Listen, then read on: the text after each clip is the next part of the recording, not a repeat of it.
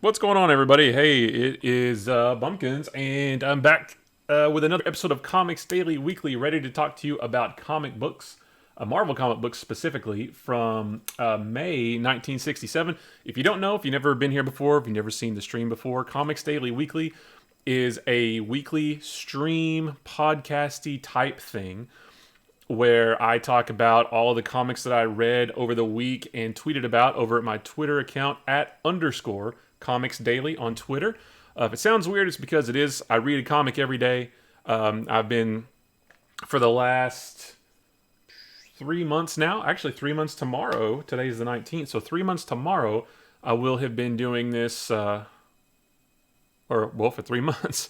So I've been reading basically a lot of Marvel comics from the beginning, starting with Amazing Spider-Man #1. Been reading some Spider-Man, some Fantastic Four. We'll go through here in a second, but yeah. So we're going to talk about all of the comics that I read over the course of last week. I've already been reading some for this week that we'll be talking about next week. If it sounds confusing, it definitely is. I actually have a spreadsheet because I'm that nerd. I've got a spreadsheet where I talk about or where I outline every comic that I'm going to be reading for the next 2 years, I think, all the way through Christmas of 2022. So if you go to at underscore comics daily on Twitter, there's a pinned tweet. You can see the Google sheet that I've got out there that tells exactly what I'll be reading and when. So today we're going to be talking about Amazing Spider-Man #48, Tales of Suspense #89, Daredevil #28, Avengers #40, Strange Tales #156, and Fantastic Four #62. Again, these all came out in May of 1967. We're getting pretty close to the Bronze Age, which is, there's no definitive timestamp for these, but basically the Bronze Age starts in 1970. So we're going to hit 1970 around May of next year. And I'll tell you what, January 1970 starts on the week of May 23rd of next year. So we're getting closer to that Bronze Age. And the Bronze Age is where things really, really pick up. So some of these stories have been great. Some of them have been not so good. But the Bronze Age is where it happens. But today we're going to be hanging out in the Silver Age. And we're going to get right on into it. And let's see. Let me rearrange a couple of windows here. Sorry about that. Here we go. All right. So, Amazing Spider-Man #48. So, this one, last issue, if you remember, it was kind of a strange issue because it featured Kraven the Hunter. That's not why it was strange. But the whole story of last week was based around a plot point from issue #46, which was the one before that, and I'm sorry, not from 46, but it was based around a plot point from an older issue that we actually never saw. So it's almost like they retconned an event that happened with the Green Goblin several issues before that. Anyway, it featured Kraven the Hunter. I love Kraven. It was super cool. This one actually features the Vulture, but it's not the Vulture. It's not Adrian Toomes. So I actually was slightly aware that there had been more people that took on the Vulture moniker other than Adrian Toomes. But I'd never actually read any. So, and actually, you know what? I don't remember the guy's name, and I don't have it in my notes. If that tells you anything, he doesn't stick around for very long. So anyway, this is Spider-Man versus the Vulture. But what's notable about this issue, what I really liked about this issue is, one, it all takes place in the snow. And for some reason, I love when comics or stories take place in the snow, like in wintertime, especially in New York. Back in the day when it actually used to snow everywhere in the wintertime. I just love stories set in the snow. And I always have, and I don't know why, but this one was all snowbound, which is weird because it has a May cover date. And am I streaming? Sorry guys, OBS says I am, but I'm not showing on my stream. Yep, okay, I'm sorry about that. Twitch decided to be a little bit ornery there. So, yeah, like I said, this one takes place in the snow. And also, I liked this one because this is classic Spider-Man. And I want to say it's maybe the first time we've seen it. This is classic Spider-Man having to fight a villain or overcome some odds while he's sick. It doesn't happen to a lot of heroes, but it happens to Spider-Man at least once every couple of years, I guess. And this is I want to say this is maybe the first time or maybe the second time. He has a virus. We'll touch on that. But let's get into it. So, and before we move on, I want to point out too, because I failed to point out the corner box art when John Romita took over. This is the first issue with, let's see if we can, I don't know if we can zoom in. No, we can't zoom. Okay, I can't zoom in on that. But this is, if you look in the corner box art right there, this is the first issue with a full body Spider-Man in the corner box art, which is pretty cool. They've up until now, they've all been just Spidey's head, like shoulders up. Most of them have been Steve Ditko. John Romita just took over or redid it really only over the last couple issues, and now we have a full stand-up Spider-Man, and that is pretty classic. You even see, like, you can buy art. Like, if you listen to the newest episode of the Anything New podcast that we recorded last night on the 18th, I talked about a couple pickups that I got at Hobby Lobby, and I got some cool comic book artwork, I guess, to put on the wall.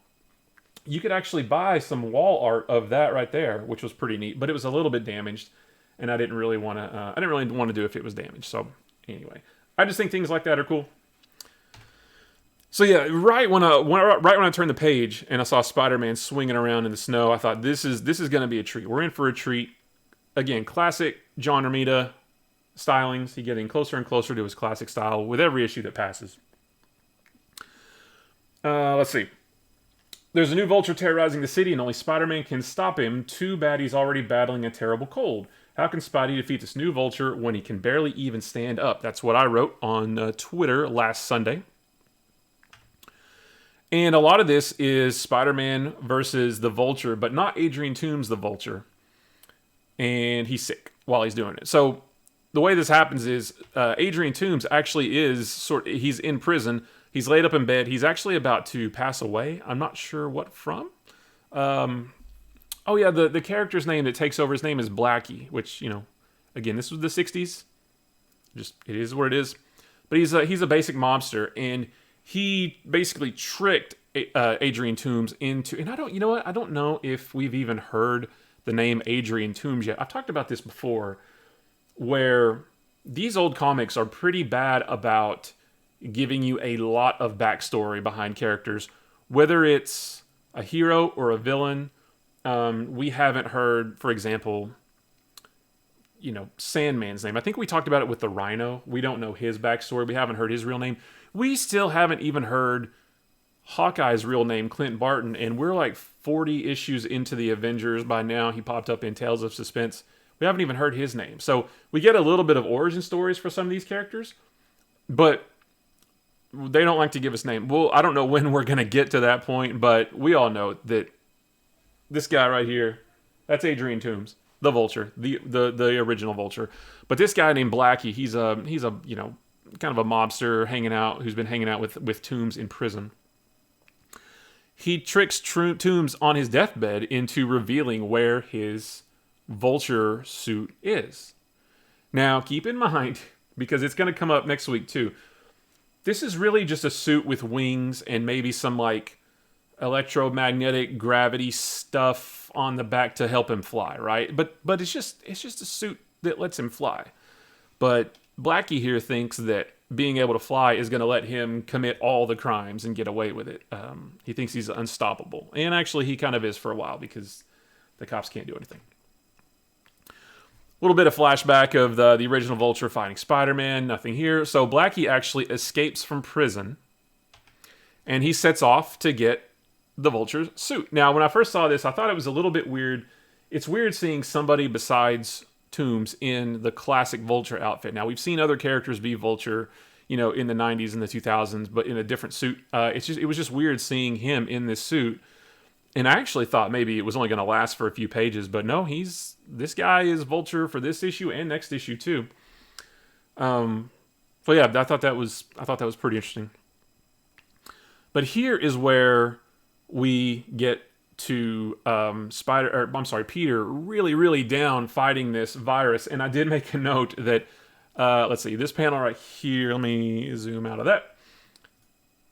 I thought this panel hit a little bit close to home, talking about, let's see the note I wrote here.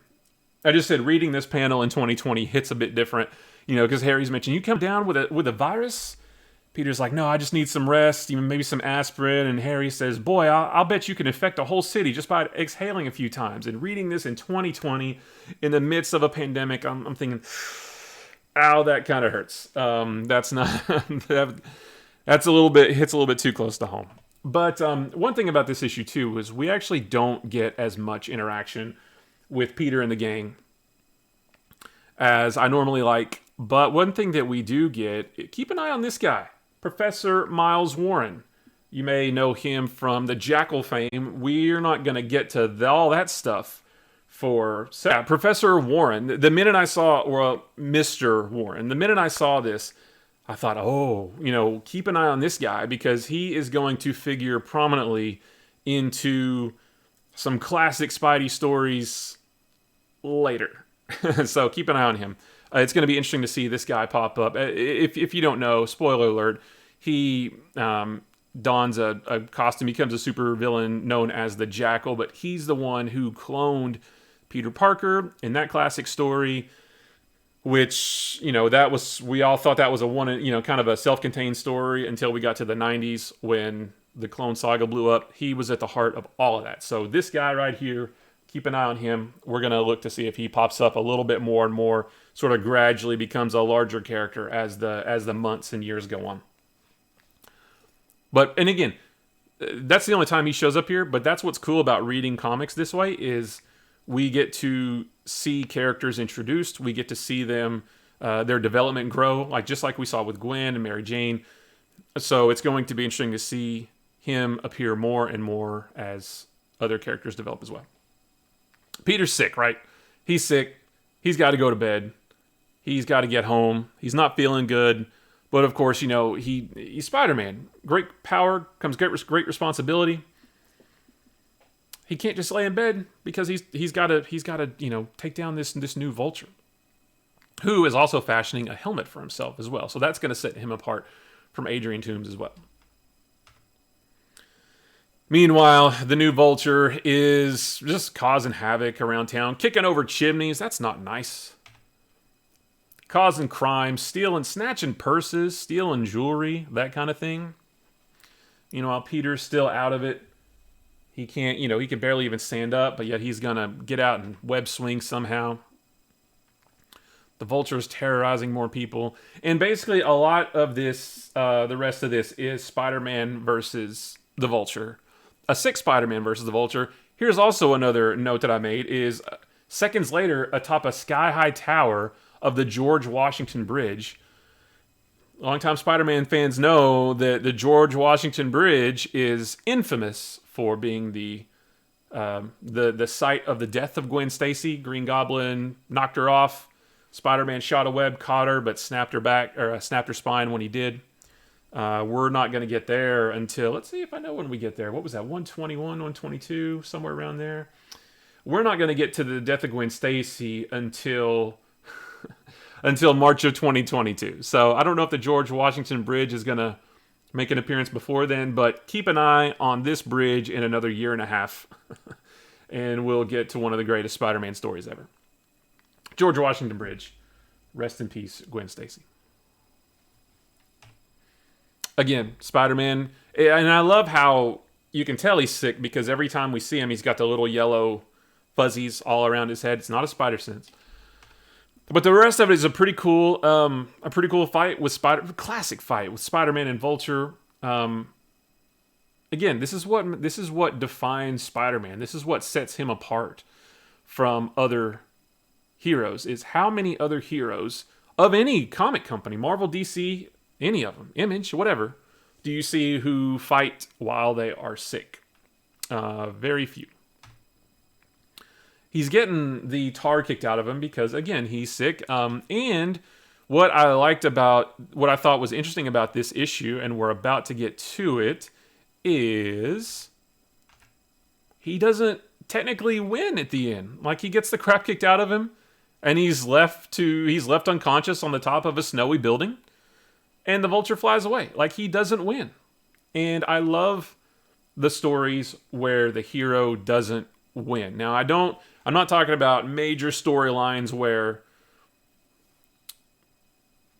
a hero like truly loses, but this is just, this is the middle part of a story because this does continue on into next issue.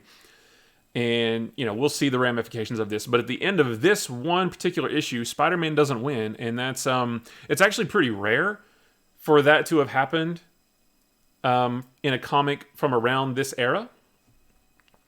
So it's even cooler to see in these old issues because, back in the day, heroes have to be all... That's what makes Spider-Man great as well, is because even back in this era, he was more of an everyman. Ooh, sorry about to sneeze. And he doesn't always win. He has to, he's dealing with problems. Like I said, back in this era, this Silver Age era of comics, heroes were the personification of perfection, especially over like in DC. That's what set Marvel and DC apart, where their heroes were more relatable. But even in Marvel, their heroes they had problems, but they didn't have problems like Spider-Man problems. Although I guess you did have Tony Stark, dealing with all of his run-ins with Senator Byrd, where Senator Byrd like shut down his contracts and he lost all his money for a little while, that kind of thing. But by and large, Spider-Man had the most problems. And I want to jump back here too, because we did get a small scene with Mary Jane, Aunt May, and Anna Watson come by to visit Peter. This one, there's not a whole lot to say about this. I love pointing out, you guys know that I spend a lot of time talking about the scenes with Peter and the gang from these issues.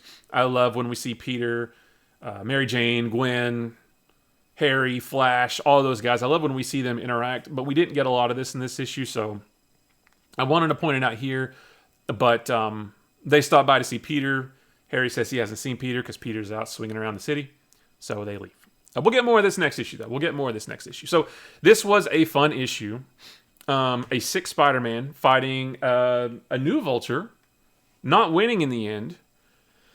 And this will continue into next issue, which I read a couple days ago. We'll talk about it next week. That was a pretty fun issue as well. And in 2 weeks from now, we're going to talk about Amazing Spider-Man number 50, Spider-Man No More, the classic cover with Spider-Man looking over his shoulder at Peter with his head down walking away. There's the classic panel where Peter throws his Spider-Man costume in the trash.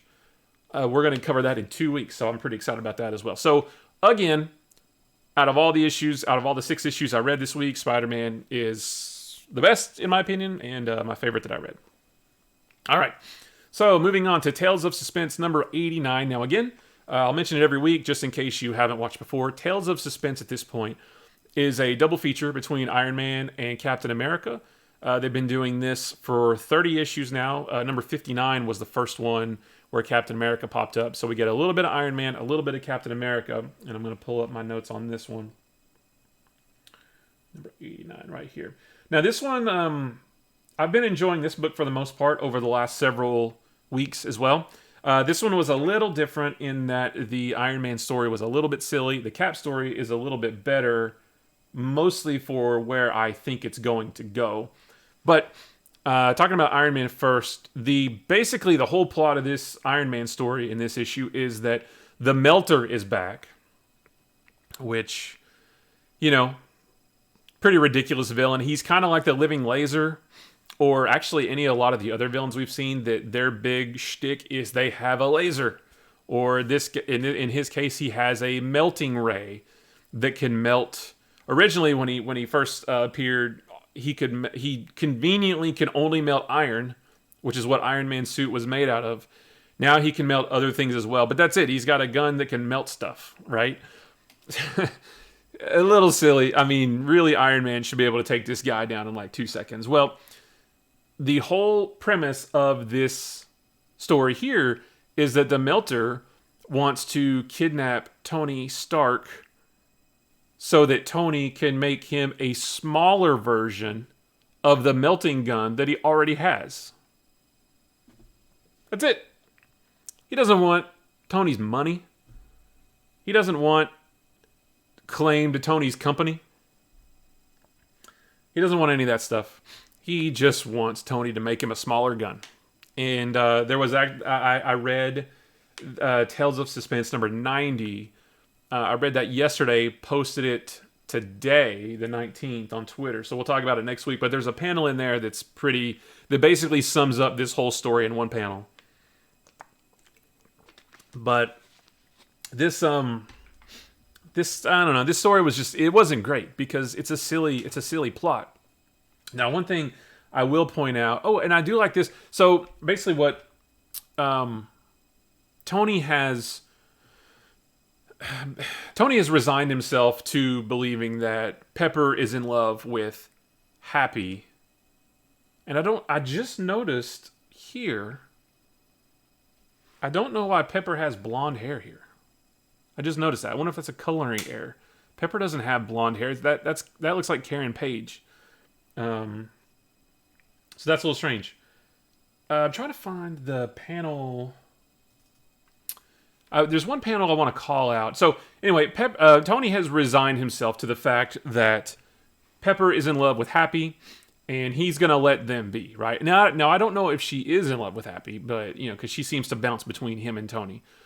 But he says, I'm going to leave her be, and I'm going to go be a Playboy millionaire again. I'm just going to focus on being a Playboy millionaire. And the reason I call this out is because I think this page is pretty cool. Gene Colan on art again. He's been doing great. Gets better every issue. And I like this page of Tony being a total Playboy, even though he's only doing it to keep his mind off Pepper, which is what I wrote. So I just thought that was pretty neat.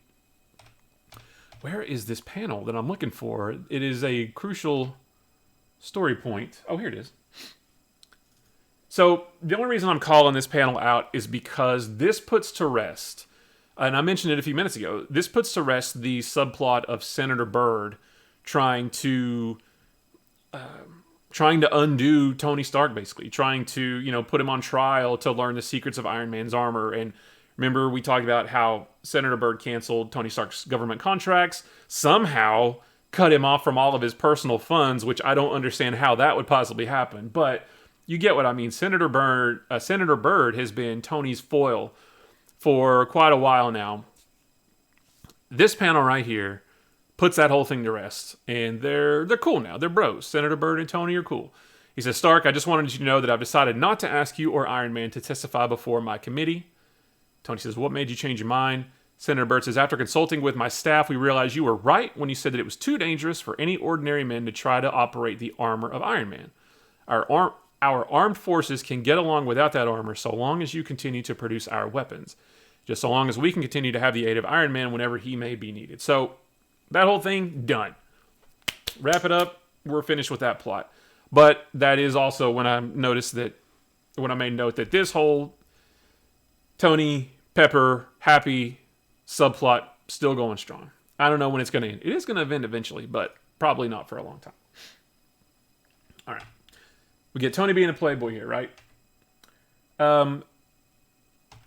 This issue also, there isn't a lot of conflict between the Melter and Tony / Iron Man in this one either. It basically sets it up for next issue. So here we have the Melter. This is another theme in 60s comics where the bad guy is in prison and just so happens to be able to make a weapon in prison.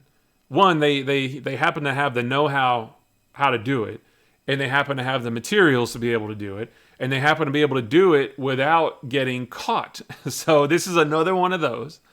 The Melter made a melting gun in prison, and he uses it to melt his way out of prison, literally.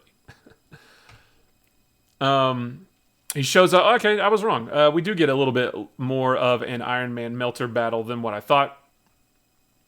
He shows up at Stark Industries, battles Iron Man a little bit, basically reveals what his plot is, that, hey, I want a small gun.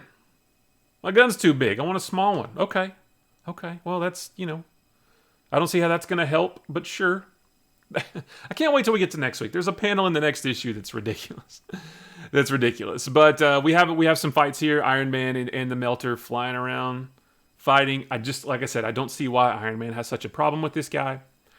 But at the end of this issue, Iron Man decides that it's better to give himself up, basically, than have Melter run around causing chaos. So at the end of this story, Tony gives himself up. He goes to work building this gun for the Melter, and that will continue next issue. Flipping over to Captain America, this story was pretty cool, most notably because we get the Red Skull. Captain America versus Red Skull, it doesn't get any better than that. That's like Batman Joker. That's like Spider-Man Green Goblin. That's awesome. Captain America Red Skull, that's Superman Lex Luthor, right? All right. So we learned we learned last issue that the Red Skull is still alive. Remember, if you remember last issue, Captain America received a transmission that Bucky was still alive. He's on Seagull Island. Was this on Seagull Island? It seems like there was another one. I think this one was Seagull Island. And he instantly rushed away to find out if Bucky really is alive. He ran into Power Man and the Swordsman. And that was a cool fight because we talked about it last week where in the past, the Avengers as a team have had trouble defeating Power Man and the Swordsman. Last issue, Cap he doesn't have time to fool around with these clowns. He just lays them both out relatively quickly.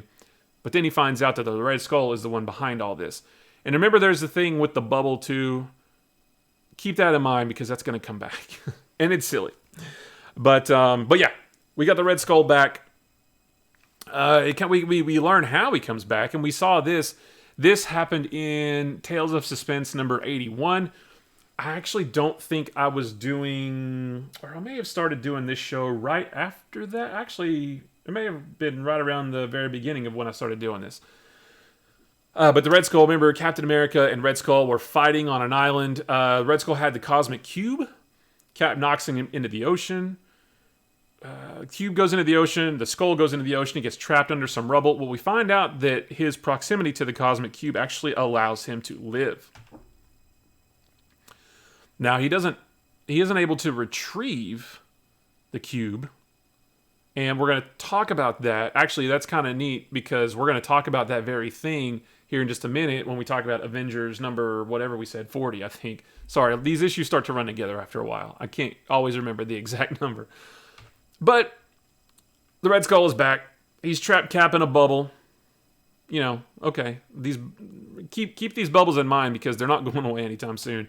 But this is a cool issue because it's Cap versus Red Skull, or should I say Cap versus Red Skull's robots, because every villain in the 60s have robots or androids who can absorb heroes' powers. Robots, always robots, right? So there's this giant purple robot that the Red Skull has. Cap's got to fight him. He manages to defeat this robot. But lo and behold, Bucky's back. There's no way. And I even made a note of this panel. It said, this is ridiculous. There is no way Bucky would ever come back from the dead. I guarantee it. I guarantee Bucky never will come back from the dead. Ever. He's never going to come back from the dead in Ed Brubaker's run from the mid-2000s with Steve Epting on art in an awesome multi-issue, multiple-year storyline and call himself the Winter Soldier. That's never going to happen. Never. All right. So Bucky's back, supposedly. He's aged up a little bit, and he's angry. It's kind of interesting, though, and I didn't make note of this, but this is kind of interesting because what we see here is he's angry with Cap. He's basically been brainwashed by the Red Skull, right? And he's angry with Cap because Cap supposedly, in Bucky's eyes, didn't save him. You know, didn't save him when during the war when they were supposedly killed or when Cap was frozen in ice. He didn't ever come looking for him. But it's interesting that he doesn't say he was brainwashed, but that's the feeling you get was, the Red Skull's totally brainwashed him. And I just think that's so cool because when Bucky really does come back in Ed Brubaker's run in the mid-2000s and the whole Winter Soldier storyline, which is fantastic, that's essentially what happened, is Bucky actually didn't die and he was brainwashed. I don't know if it was I don't remember if it was specifically from the Red Skull. It's been mid-2000s since I've read it. But it's kind of the same thing, right? Where Bucky was sort of a bad dude for a while before Cap breaks through to him. So anyway, we've got a couple panels of Cap versus Bucky. Cap doesn't want to fight Bucky. You know, they're buddies, just like you saw in the movie. He doesn't want to fight Bucky. Until. And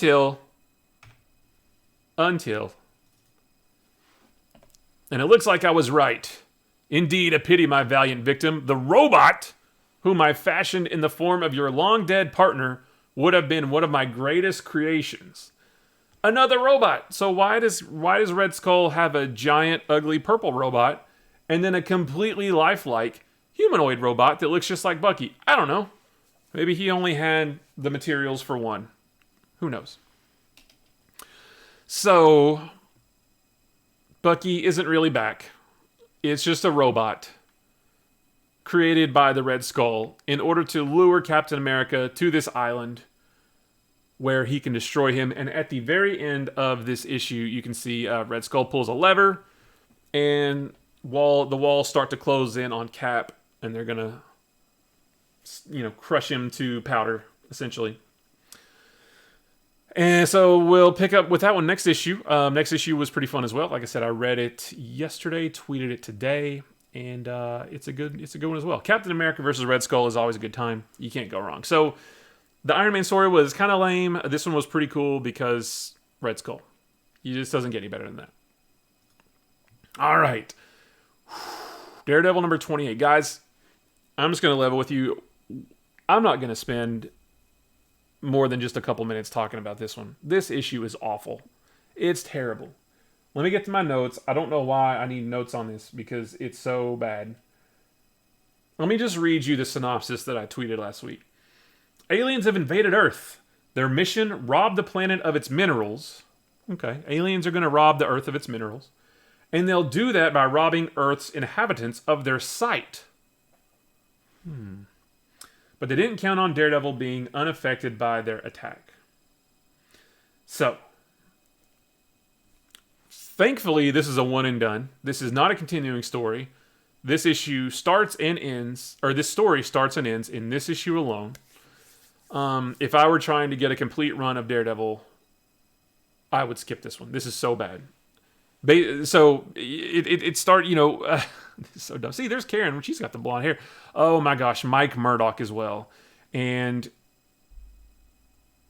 Mike Murdock is going to come up again. I read the next issue of this today. I'll be tweeting it tomorrow. And this whole Mike Murdock thing has to end. It's got to end soon because it's bad. So it's so stupid.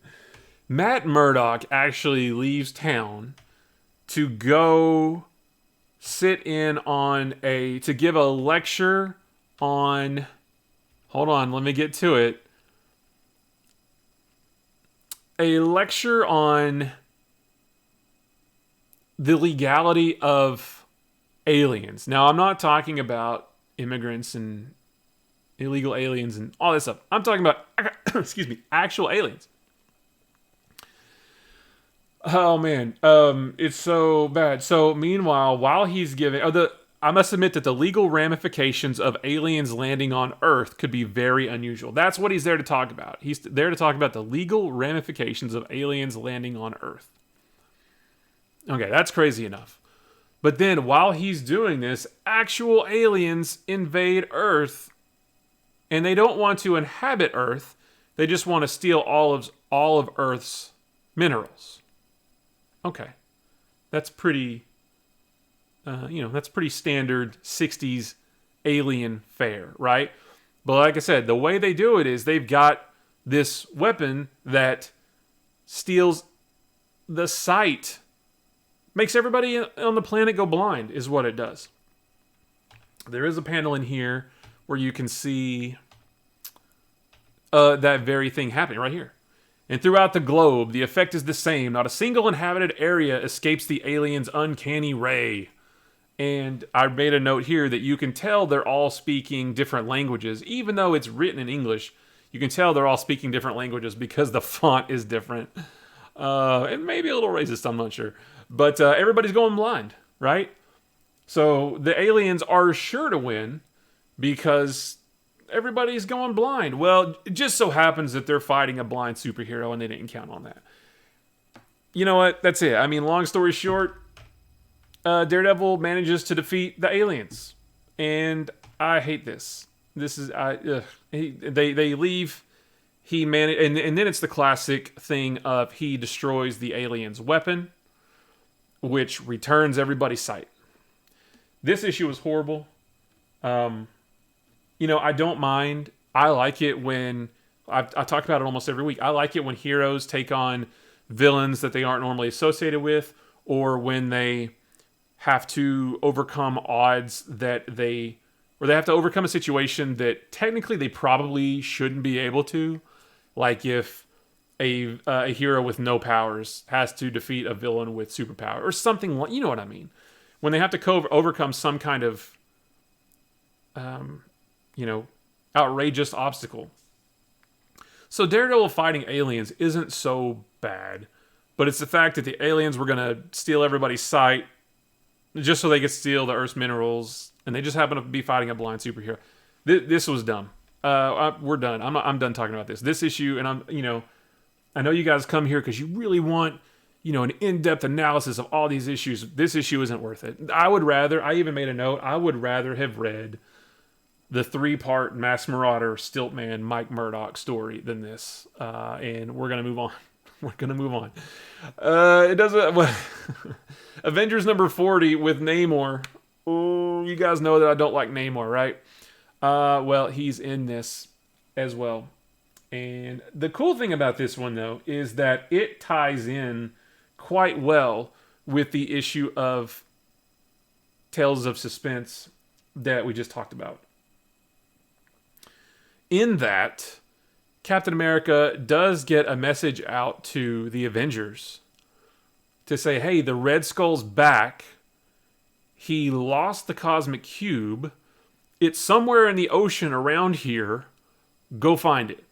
I'm going to deal with Red Skull. You guys go get the Cosmic Cube because it doesn't need to fall into the wrong hands.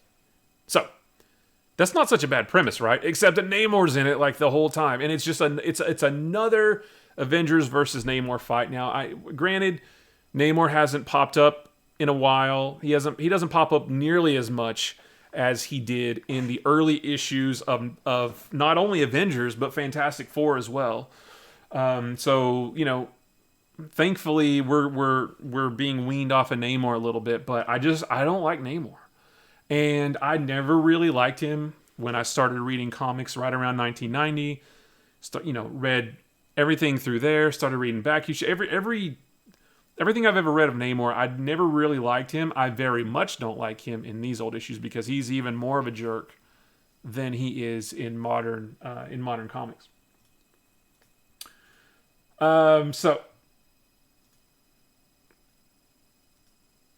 Sorry, I had to check something real quick. The Avengers are on a mission to retrieve the Cosmic Cube, but that will be more difficult when they encounter Namor the Submariner. The Avengers have had a hard time beating him in the past. How can they hope to win when he gains possession of the cube? That's what I wrote on Twitter. Now, a couple of things so if you've been following along, remember one small plot point that we only get a couple little morsels of in the last few issues of Avengers is Black Widow is on some kind of mission or missions for Nick Fury. And those are always, I think, the most interesting parts of these last few issues. I don't know what she's doing. I hope this kind of comes to a head, but we do get a little bit more of that. Apparently, this time around, she stole something. She stole some plans for an atomic sub. What's interesting is she stole them from General Thunderbolt Ross, which is pretty cool. And in this panel, it's pretty funny because he makes mention of, how he can't deal with that while he's also trying to track down the Hulk. And then he says, the two of them must be in cahoots. That's the only possible answer. So based on nothing at all, he assumes that the Black Widow and the Hulk are working together for whatever reason. I just mentioned that because it was silly. It doesn't figure into the rest of the story. But I thought that was weird. The rest of this, basically, so we get a couple pages of Namor being Namor. These pages were tough to get through because Namor is such a jerk. I hate reading Namor. He's such a... I would rather read about a bad guy than this guy. He's just awful, right? So basically what happens is Atlantis is attacked by a military sub. So obviously this really makes him mad. He goes on the warpath to go attack the military base that this submarine came from. Meanwhile, here is the part of the story where Captain America actually gets a message out to the Avengers, tells them about the Red Skull, tells them about the Cosmic Cube, says, hey guys, go get it. I'm going to handle the Red Skull. So the Avengers take off to where Cap said the cube should be, like the general area where it should be. Meanwhile, Namor is attacking this military base because remember, technically they attacked him first. But it just so happens that the Avengers, where they need to go to get the cube, is in the same spot.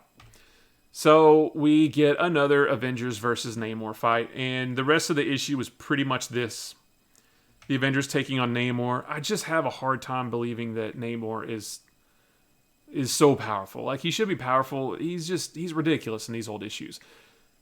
The one saving grace in this is that Hercules is with the Avengers now, and Hercules is also really tough. So it at least makes it a little bit more entertaining fight because they can go toe-to-toe with each other more than Namor and Hawkeye can, or more than Namor and the Wasp, or even more than Namor and Goliath.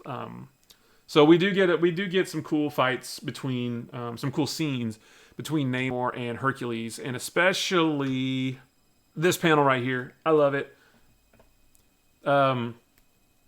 I said I don't like Namor, but I do like when Namor gets punched in the face, and I love it here because Namor just gets absolutely clocked, just gets laid out by Hercules. It's so cool. Now, one thing that's kind of interesting, kind of funny here is that Hercules, Hercules isn't the brightest. He means well. He's not the sharpest crayon in the coloring box, I think is what it is. And he just blurts out, assuming that, he says, thou brash upstart, if thou dost seek the cosmic cube, know that thou art foredoomed to dismal failure. Keep in mind, Namor doesn't know anything about the cosmic cube. He didn't know that it's nearby. He's just there to trash a military base. He doesn't know that the cube is there. So, oh no, Hercules, what are you doing? You know, you let the cat out of the bag. You shouldn't have said anything about the cosmic cube, because what does that do? That sends Namor on a hunt to get the cube. If Hercules had never said anything, Namor would he wouldn't have even known that it was there. So he sends the fish. He does a little Aquaman talking to fish thing. I didn't know Namor could do that, actually. But the fish help him to find the cosmic cube. So what's worse than an arrogant, overpowered Namor? An arrogant, overpowered Namor with an overpowered weapon like the cosmic cube. So he learns how to use it. He learns that he can basically create whatever he wants to with this cosmic cube. So he creates this Amalga Beast. You can see here. I love that he not only created it, but had time to come up with a cool name for it. And also, if you see the rest of these panels, he's got that amulet around his neck. He refashions, he wills the cosmic cube to be an amulet around his neck instead.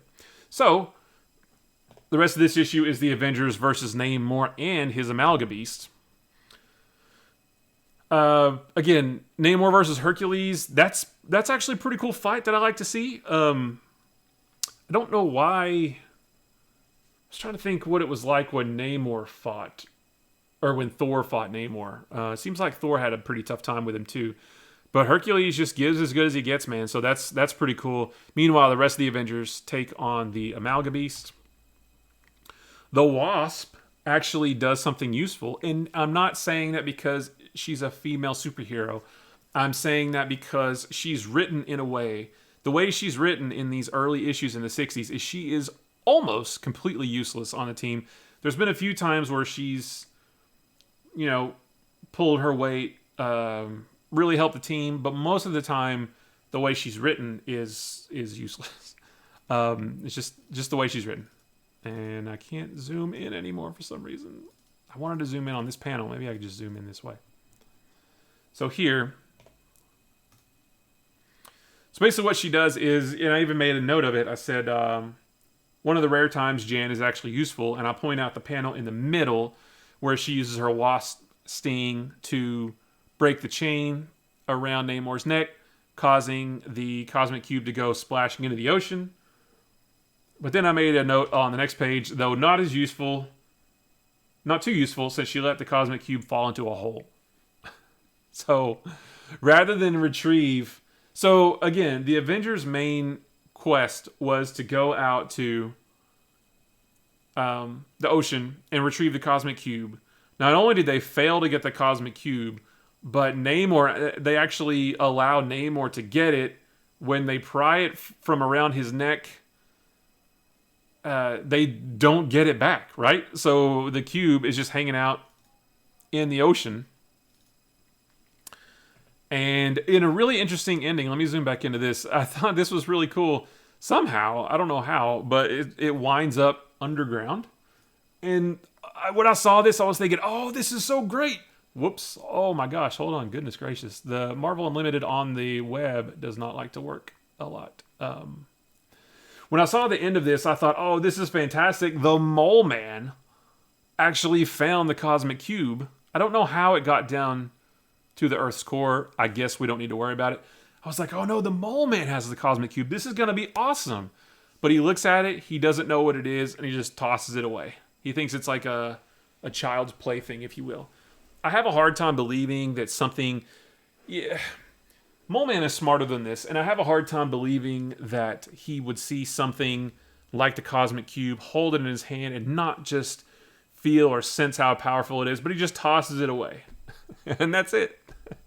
So I thought that was actually a pretty neat ending to this whole issue.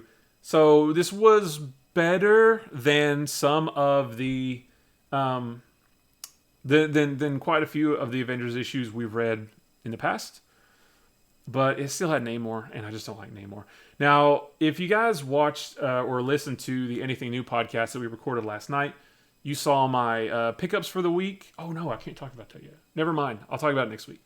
Never mind. Forget what I was going to say. I got my episodes mixed up. Well, I'll have more to say about the Avengers next week. So, not a bad issue, but it had Namor, so that automatically takes points away. So, moving on to Strange Tales, number 156. Now, again, just like Tales of Suspense, this is a double feature between Nick Fury, Agent of S.H.I.E.L.D., and Doctor Strange.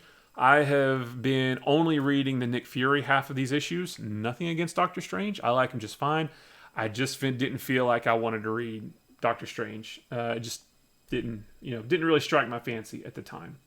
But if you remember, gosh, I don't even know how long this has been going on now, but you remember Supreme Hydra, he's been adopting different identities over the course of the last several issues. Most recently, he adopted the identity of a S.H.I.E.L.D. agent named Bronson. He was actually able to infiltrate S.H.I.E.L.D. Last issue, he was able to sneak in Colonel Sanders, agent of Hydra, if you remember him. Trojak, I think, is actually what his name was, but Colonel Sanders, agent of Hydra, Hydra operative. And they got a bomb onto the helicarrier. They actually snuck some other Hydra henchmen onto the ship as well. The president was so unhappy with Fury's handling of that whole incident that he confined Fury to quarters. Okay? Additionally, Bronson fed a bunch of garbage data to the to S.H.I.E.L.D.'s artificial intelligence machine, their supercomputer, basically, that predicts, based on all these different data points, can predict who the Supreme Hydra is. Well, Bronson, a.k.a. the Supreme Hydra, was able to trick that machine into thinking that it was Laura Brown, who, if you remember, is the daughter of the original Supreme Hydra who helped Nick Fury and S.H.I.E.L.D. take down Hydra the first time. That was about 20 issues ago in Strange Tales. So that's where we're at. That's where we're at right now. Nick Fury is confined to quarters. Bronson is running amok. A disguised Supreme Hydra disguised as Bronson, I should say, is running amok. But things get really interesting here. This has been a great long running story. Like, it's been really cool. So here we have Bronson. I thought this was weird. Like, I guess the helicarrier is kind of, sort of, almost in space because you can see the Earth. Like, they have a nice view of the Earth, but yet they're standing on the deck of the helicarrier without spacesuits. So I guess they're maybe just in the upper atmosphere, but then why would they see the whole Earth? I don't know. That actually confused me. And I want to mention, too, we are in full Steranko mode by this point in Tales of Suspense. I'm sorry, Strange Tales. Gosh, I do that all the time. Full Steranko mode in Strange Tales. And it's awesome. He wrote this one, he drew this one, and Steranko, he's getting better and better. Steranko is synonymous, in my opinion, with Nick Fury and S.H.I.E.L.D., so this is really cool. So, they are... So, the whole point of what's going on right here is when AutoFac, that's what it was, that's the name of S.H.I.E.L.D. supercomputer. Their AutoFac exploded at the end of last issue. Lara Brown was caught in the blast, so she's in critical condition, like she needs help. So they're going to hop on this aircraft and fly her to get medical treatment, right? That's what the idea is anyway. So they're getting it ready. Not Happy, Dum Dum and Agent Sitwell and Gabe Jones are going over some new equipment. They're talking about everything that's transpired over the last couple issues. Lara Brown is in critical condition. They load her up onto, and you can see it here. Oh, you know what? This issue, this title is the one that doesn't zoom properly. So they load her up onto this ship right here, and they take her supposedly to get medical treatment. After they take off, boom. There's a huge explosion on the helicarrier. In an attempt to basically take down said helicarrier, right? And my buddy Opie would like this. I did make a note of this big panel right here and said that this looks like the box art for a Masters of the Universe playset. This right here, I can't zoom in. That right there just looks like something out of He-Man or something like that. I thought that was pretty cool. Anyway. So it's Agent Bronson, a.k.a. the Supreme Hydra, flying this ship with Lara Brown. Keep in mind, Hydra has been on the hunt for Lara Brown for a good while now because of how she betrayed Hydra and helped S.H.I.E.L.D. way back when. They finally got her. They didn't take her to get medical help. They actually flew her to Hydra Island. So now we're in G.I. Joe territory, like Cobra Island. So we have a G.I. Joe base that looks like a playset from Masters of the Universe. This comic is my childhood rolled up into one, basically. But they're on Hydra Island. But who else is there? Nick Fury. So that crafty guy stowed away on the ship. And it's in this panel right here, and you can kind of see it coming, but it's still pretty cool to see. So I can't zoom in any further than this. This sucks. So we're going to look at this. So Nick Fury stowed away on that ship as well. And he says, "You see, I suspected your boss from the beginning, and with the president's help, we gave him enough rope to hang himself, even if it did cost us through the nose. Then, while the Supreme Hydra thought I was locked in my quarters, I hid on the Dinosaur, which is the name of their flying ship, I know. And before you could say, son of a gun, I was here." So I have been talking for several weeks now about how it's so cool that Hydra has been one step ahead of S.H.I.E.L.D. this whole time. S.H.I.E.L.D. is this super secret spy organization. They both are. S.H.I.E.L.D. and Hydra, both are like these top secret spy organizations, right? And it's so cool that Hydra has been one step ahead of S.H.I.E.L.D. Well, come to find out, in this panel right here, Fury says, "Something turned me on to Bronson a while back. Must have been kind of a sixth sense. Then he slipped up by calling the Dreadnought by name." Remember the Dreadnought, which was another big robot from, I think it was it last issue or the issue before, where Fury had to take on the Dreadnought by himself. I think it was the issue before last, 2 weeks ago. That cool fight between Fury and just this giant robot. Well, he says that Bronson referred to that robot by name before Fury had even mentioned it. So it's the classic, I never said it was called Dreadnought, or I never said that she drowned, or I never said this or that. So that's what tipped him off. So that's pretty cool. So now Nick Fury is one step ahead of Hydra, who has been one step ahead of Shield. So we've got all this like spy stuff, all this back and forth, really cool spy stuff. I like that. So apparently, the last issue, I think I even maybe mentioned it last week, where I said it was a little harsh of the president to confine Fury to his quarters just for the events that happened on the helicarrier. Like, he did the best he could. Now we know that was a plot between Fury and the president to get Fury out by himself. Like he said, give Bronson enough rope to hang himself. So now Fury knows what's going on now. So now it's game on, right? It's Fury versus Hydra. So that's cool. That's awesome. And from here on out, so basically the cat's out of the bag now, right? Especially here, because now Supreme Hydra, still with Bronson's face, broadcasts this global message. He says, "Heed my words, for they will be the last you shall hear. S.H.I.E.L.D.'s relentless efforts to stop us time and again, your insolent defiance of our superior authority, has brought the wrath of Hydra upon you and indeed upon the entire world.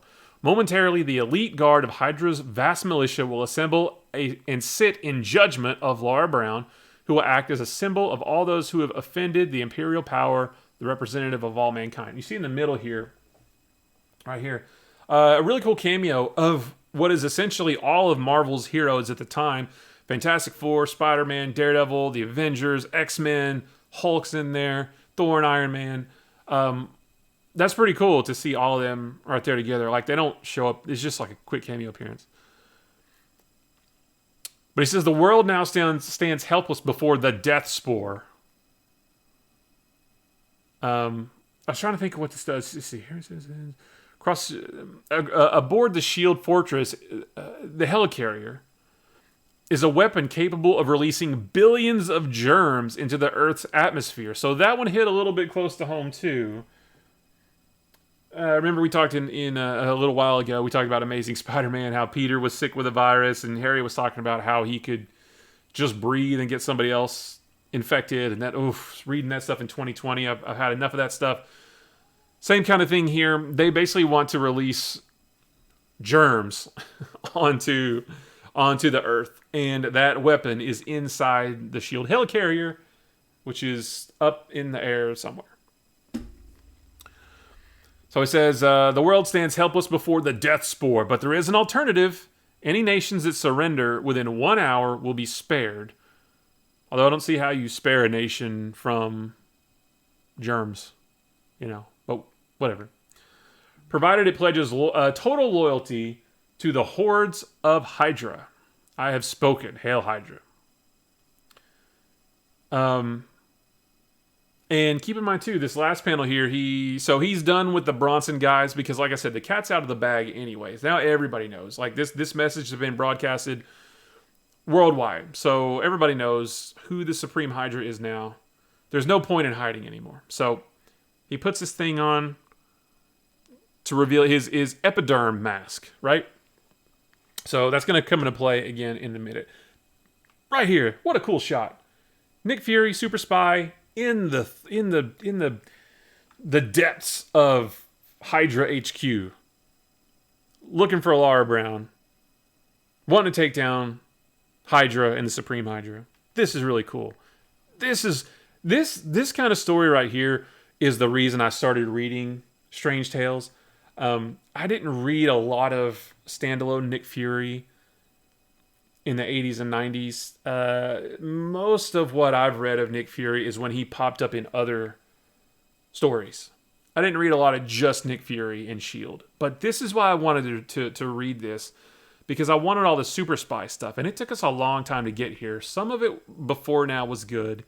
Some of it wasn't. I wanted the spy stuff. And this is it right here. This is just Nick Fury against Hydra. This is just like Red Skull and Captain America, Spider-Man and Green Goblin, Batman and the Joker, all of that stuff. This is just like all of that. So we get some cool shots of Nick Fury just just going to town on a bunch of Hydra goons. And then this awesome, whoop, you can't see it. Hold on.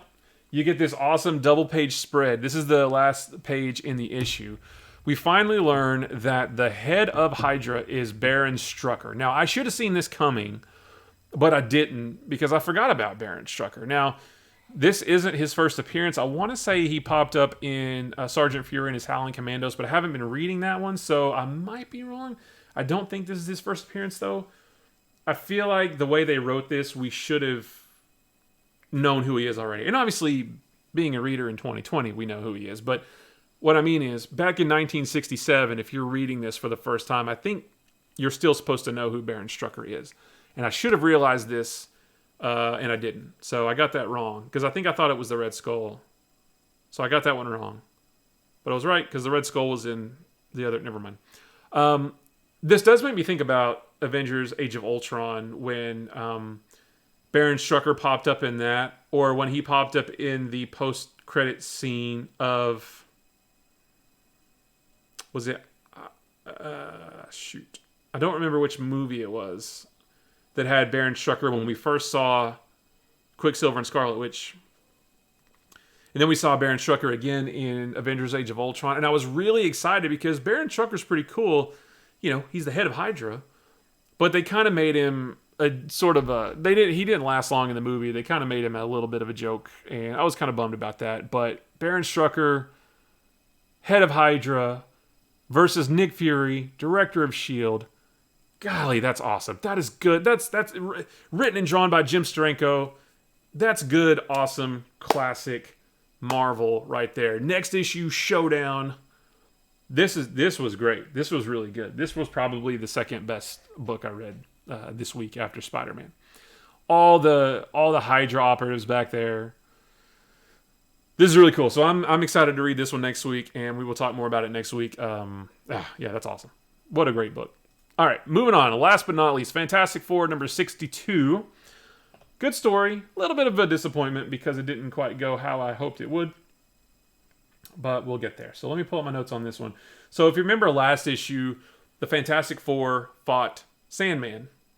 And the only reason they could defeat Sandman, for whatever reason, is for Reed to open the door to the negative zone. Which basically sucked him into the negative zone. Sandman actually was able to get away. But Reed was sucked into the negative zone. And the rest of the Fantastic Four, had no way to get him out. I don't really know why they didn't have a way to get him out, but they couldn't get him out. All right? So the beginning of this issue picks up right where that one left off, and they are mortified. Now, what is kind of equal parts, I think, creepy, but also kind of funny, and we'll see it here in a minute. You see, this issue's cool because Jack Kirby drawing... It's not cosmic space stuff because technically Negative Zone isn't in space, but it's still kind of the same sort of thing. So we get a lot of cool Kirby crackle. We'll see some more in a bit. Oh, there's a cool double page spread we're going to come up to here in a minute. So we get a lot of cool Kirby crackle, sort of space looking wacky machinery and stuff like that throughout this issue. It's pretty cool too. Fantastic Four, they're distraught. Reed's trapped in the negative zone. We can't get him out. Remember, Crystal and Lockjaw teleported into the middle of a football game last week, and Wyatt Wingfoot was there, told him what happened. So here they show up, teleporting into the Baxter Building. I did make note. I love this panel. I love this panel right here because everybody is just dismayed with what's happened, and Lockjaw is just there, just licking his lips. I don't know why, but I don't know why Jack chose this particular image for this panel, but he's the king. He can do whatever he wants, right? He is the king of comics. So I just thought that was funny. Right here, check this out. So here's what. Okay, so first of all, this double page spread. Oh shoot, you can't see. Hold on. This double page spread is awesome. They've used this technique in several Fantastic Four books over the last several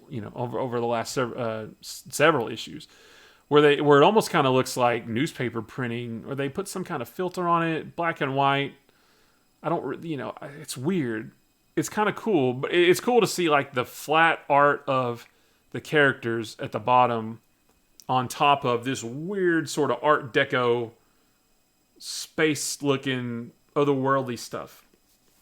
So, and if you notice, one thing I thought was really cool is they made Reed. I can't zoom into it. I don't think. No, I can't. Sorry. But here, you can see Reed is stuck in the negative zone. So here's what I thought was equal parts terrifying, but also kind of funny is they have a view screen, like this giant view screen. So like you see how small the characters are in comparison to the overall panel. That's how big their view screen is into the negative zone. So what's kind of really creepy about this is they can see Reed floating around in the negative zone helpless. They can see him. They can't get to him. And I love the way they, Reed is all black and white and Art Deco-y looking kind of too to make it look like he's really in there.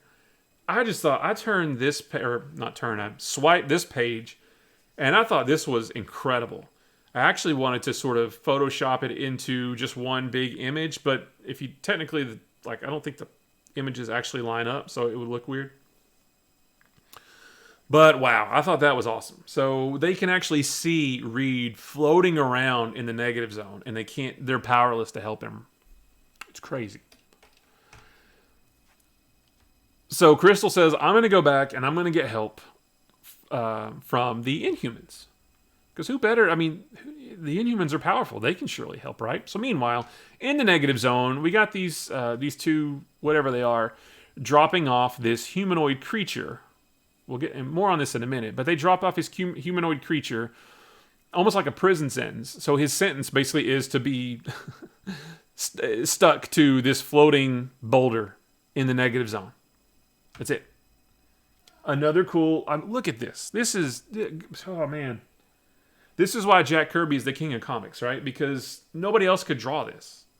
This is just classic, quintessential Kirby. Like I said, it's not space, but it's still weird looking. Kirby Crackle all over the place. Kirby Crackle, if you guys don't know, there's better panels to illustrate it, but I can't really... Can I zoom in? No, not really.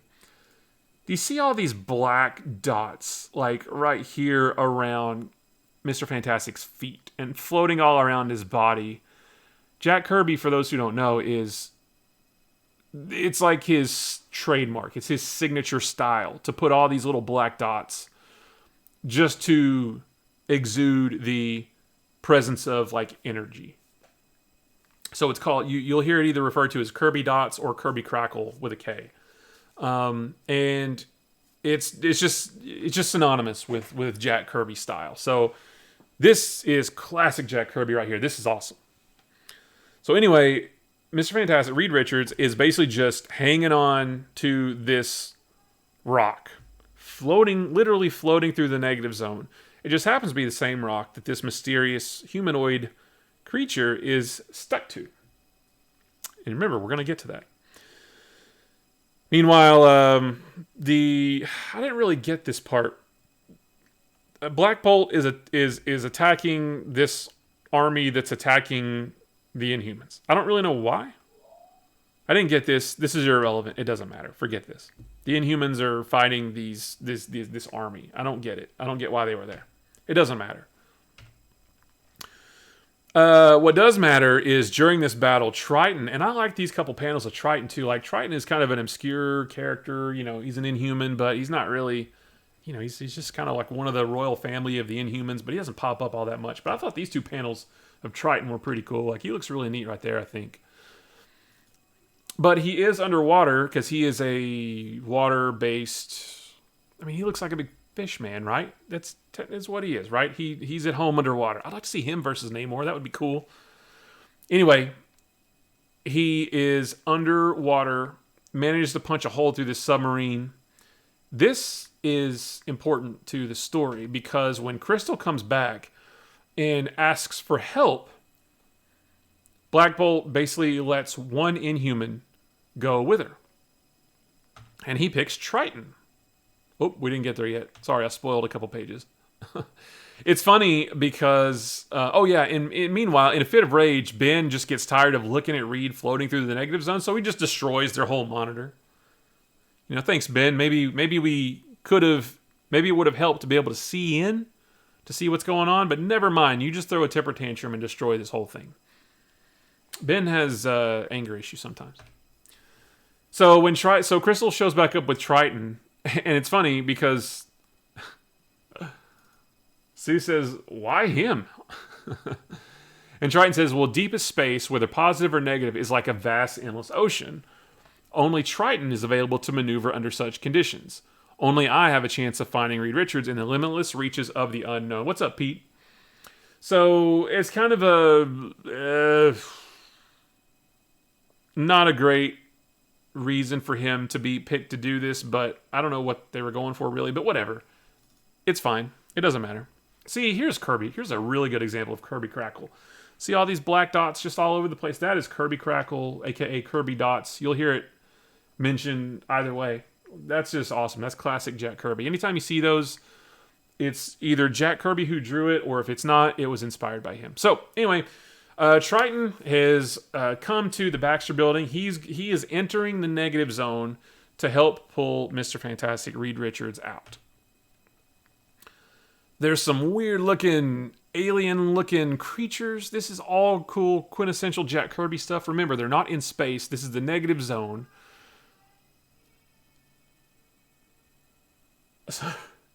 Sorry, I just heard the boy. I don't know if he's upstairs singing or what, but he is so loud, and I had to he's singing or something, and it just struck me as funny. So Triton is sort of floating through the negative zone as well, and like he explained, he's able to do this because he is able to survive in underwater, deep space, all that kind of stuff. Black Bolt could have done it too. I'm sure Gorgon could have done it too, but Triton is who we got. Triton actually finds Reed. Reed reaches out, he grabs him. They're heading out of the negative zone. Meanwhile, that mysterious humanoid who was stuck to that boulder, he manages to rip off his whatever that straitjacket, full body straitjacket suit thing was that he had on. He manages to tear it off, and we see that it's a character called Blastar.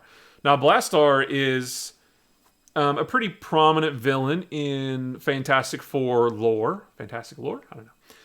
And this is his first appearance. So this issue is notable because it's the first appearance of Blastar. You see him a lot in Fantastic Four stories, in stories involving the negative zone. He pops up a lot in cosmic stories as well, hanging out, doing stuff with Silver Surfer, those guys. Obviously not for a while, but so he's on that end of the Marvel Comics spectrum. So his power is basically he's almost like I can't remember his name from My Hero Academia, the one that can make the explosions with his palm. He's kind of like that. He can make explosions out of his hands, out of his fingertips. So he manages to break free, and he follows Reed and Triton through the door, out of the negative zone, back into the real world. Now, he actually doesn't confront them in this issue. So what I thought was, I mentioned at the start of this issue, I thought this issue was going to go a completely different way, where Reed was going to have some madcap adventures in the negative zone. He was going to meet Blastar, have to fight him, and during that battle, or maybe afterwards, he finds some way out. That's not at all how this went. We will get a confrontation with Blastar next issue, because I snuck ahead and looked at next issue's cover. But that's not how this issue went at all. This is just a rescue mission. So Blastar managed to escape as well to Earth. I don't think he's ever been to Earth before, but when he sneaks out the window of the Baxter building, Sandman snatches him up. So remember at the end of last issue when they were Ben, Sue, and Johnny were so dismayed that Reed got sucked into the negative zone, but they said, hey, at least we got rid of Sandman. And remember last week when I said, well, all Sandman did was just jump out the window. It's not like he couldn't come right back in whenever the door to the negative zone is shut and start fighting you guys again. Well, apparently that's sort of kind of what he did. Like, apparently he never left. He's been hanging out on the roof of the Baxter building this whole time because when Blastar jumps out the window, Sandman grabs him. So I was like, oh man, Sandman's still there. That's weird. But they decide to team up, and we're going to get more of that next issue. So next issue is really where the main confrontation comes from between Blastar and the Fantastic Four. I think the Inhumans show up, or maybe it's just Crystal and Triton. I'm not sure. Sandman's going to be there too in his ridiculous mask and his costume and whatever. So this is a setup. So this is a cool, more of a rescue story. And we'll get more of this next issue, which should be pretty fun. So, guys, that's it for this week of comics. Again, this was from May of 1967. Next week, we'll be talking about June of 1967. I've already read some of those, and some are good already. Some are not so good already. So, if you want to keep up with these things as I read them and tweet about them throughout the week, you can just follow me right here at _Comics Daily. Don't forget that. Don't forget that underscore. Oh, yep. Don't forget the underscore right there. I read one issue of these every day, tweet different thoughts and panels and, just things I observe, cool shots of cool artwork or funny musings or trends that I notice as we're going through, that kind of thing. So at _Comics Daily on Twitter is where you can see each issue every day, and then we will be back next week to talk about what it was that we read. So guys, I appreciate you hanging out with me tonight. And I will see you next week. Thanks a lot. Bye-bye.